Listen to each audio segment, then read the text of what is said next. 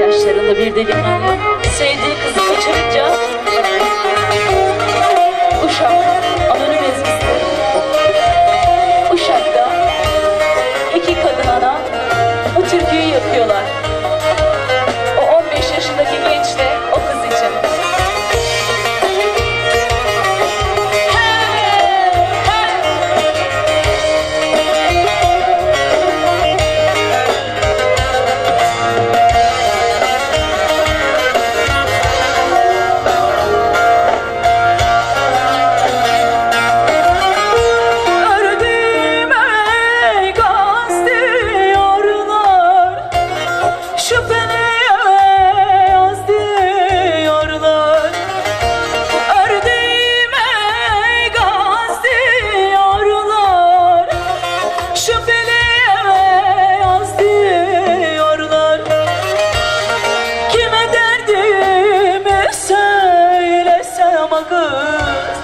Bu ders sana az diyorlar.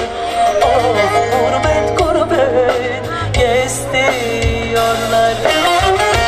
Kime derdimi söylesem kız, bu ders sana az diyorlar.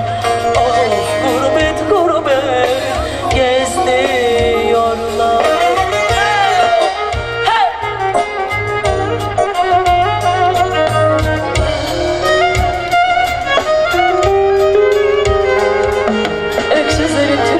Ayrılık çekenlerin türküsü, özlem duyanların, garip büyüyenlerin türküsü, bu türkünün içinde hepsi var.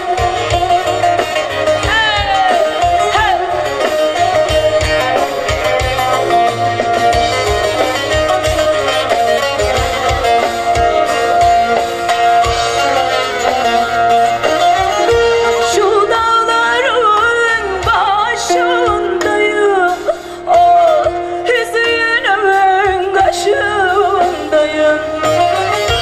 şu dağların başındayım, oh yüzünün kaşındayım. Bana idamlık diyorlar kız, daha 14 yaşındayım. Oh ölesiye peşindeyim.